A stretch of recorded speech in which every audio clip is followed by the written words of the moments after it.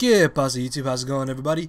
Got for you guys today a PU Wi-Fi battle. I actually kind of stacked up on these and I got around to finally making new Pokemon, but I have a really major announcement that I really want you guys to hear before you try to skip to the battle, and it's regarding my 15,000 subscriber special. Now what I want to do for this is do a live Q&A while I also battle you guys, and I plan to do that tomorrow. I know it's very last minute, but that's because I'm actually going to get some free time around the house and I had trouble thinking of what I wanted to do, and this is what I came up with. So yeah guys, I will most likely be streaming off of YouTube as opposed to Twitch, just because if you're subscribed to me, then obviously you have a YouTube channel and you don't have to make a Twitch account. I'm gonna be doing that tomorrow, maybe sometime around 5 p.m. Eastern, maybe a little bit earlier, I don't know, but I will be doing that for a couple hours. I'm aiming for maybe 4 hours so you guys can come battle me and ask me questions. But yeah, that's gonna be going down tomorrow, so get hype, get ready. And I don't have a light goal for this battle just because obviously that will be going up tomorrow as opposed to an actual video of mine.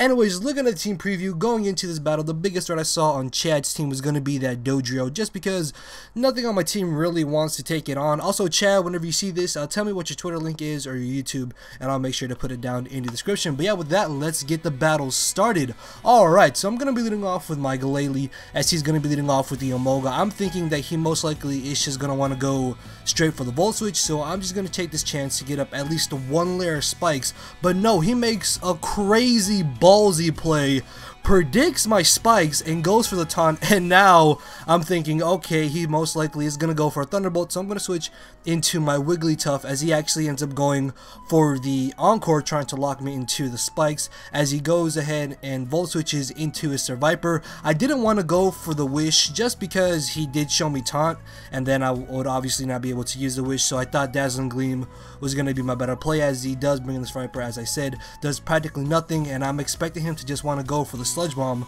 but nothing on my team wants to switch into Survivor, so I'm hoping that I can maybe live a hit and at least try to get up my Stealth Rocks, but that is not the case, as he ends up clean knocking me out. I was max special defense and max HP, which goes to show you that Survivor can definitely pack a punch. As I bring back in my Glalie, I end up going straight for the Ice Beam just because Survivor is a threat. We do not mess around with threats, so I just wanted to see if I could possibly knock it out or try to get off as much damage as I could. As he switches into the Luxray, I'm going to take this opportunity to get up one layer spikes because I do want to get that little bit of residual damage on his team. As I'm actually able to live the Facade, I am then just going to go straight for the Ice Beam because a Guts Luxray is going to be hitting extremely hard. So I wanted to try to get off as much damage as I could, then come in and revenge kill it with a Sucker Punch from my Arbok. But I'm actually able to bring it down to the point where the burn is going to be able to knock it out, which is really great because this is one less heavy hitter that I have to worry about.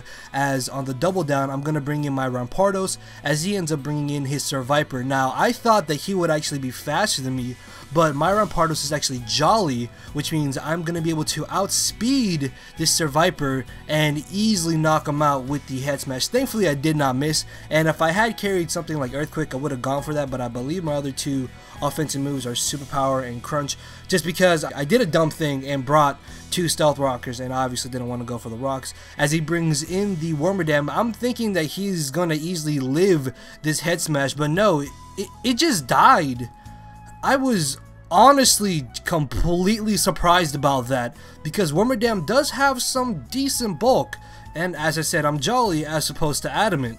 So he's going to bring in the Dodrio, and this is where it dawned on me that I have absolutely nothing left on my team that wants to take a Choice Banded Drill Peck coming from this thing. So I bring in my Arbok, hoping that after the Intimidate, I can take it hit, then maybe just try to get off as much damage as I can with the Gunk Shot, or maybe just try to go for the Coil and hopefully live a hit. But I actually end up double switching into my Vileplume, thinking that he's going to bring in the Corsola, and I don't have Shed Skin on that Arbok, but he actually switches into the Emolga. I don't know if he predicted me to Earthquake or he did predict my switch into Vileplume. Either way, that was a good play on his part, and I'm hoping that I can live a Life Orb Air Slash, as he actually over predicts and goes for the taunt, thinking that I would go for the Sleep Powder. If I did live the Air Slash, I could put him to sleep, and that's actually going to be a really big downfall for him, because I'm going to be able to get the poison with the sludge bomb as he gets knocked out by the life orb recoil. Now, I'm not too sure why he didn't go for the air slash. I guess he knew that it possibly would have knocked me out, or he doesn't carry it. Either way, as you're about to see, he's going to bring in the Dojiro. I'm just going to leave in my Vileplume for Death Fodder, and my Vileplume goes down with a vengeance as I get the effect spore and I get the paralysis, which means my last two remaining Pokemon, which are Fracture and Arbok, are going to be able to outspeed this Dojiro, which they would have not been able to do without that paralysis from my Vileplume. So I bring in my Arbok, and I believe I do just end up going for the Coal, hoping that after the Intimidate and the +1 in my defense, I'll be able to easily live a Drill Peck and then just go for the Gunk Shot and Earthquake the Corsola, because the only real thing stopping my Fracture from locking itself into Outrage is this Corsola. So what I wanted to try to do was just get off a little bit of damage so I could ensure that a Choice Banded Outrage coming from my Fracture would be able to knock out the Corsola. But as you're about to see, I'm able to easily 2-hit KO with the combination of Earthquake and Gunk Shot. And I just gotta say, Gunk Shot actually looks really cool this generation. I like how it's just literally a bucket of trash being hurled at your opponent's Pokemon.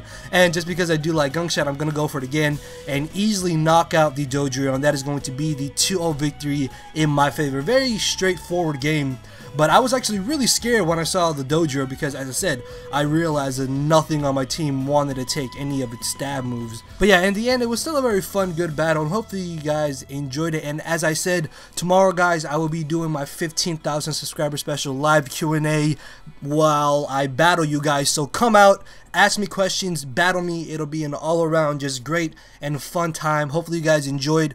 I can be a little bit more interactive with y'all, which I do enjoy to do. But yeah, if you guys enjoyed the battle, make sure to leave a like, leave a comment about what you think about the 15K special. And if you missed any of my previous 2 uploads, they're playing on your screen right now, so make sure to go check them out and click the annotations on there. And I will see you all tomorrow. So later, everybody.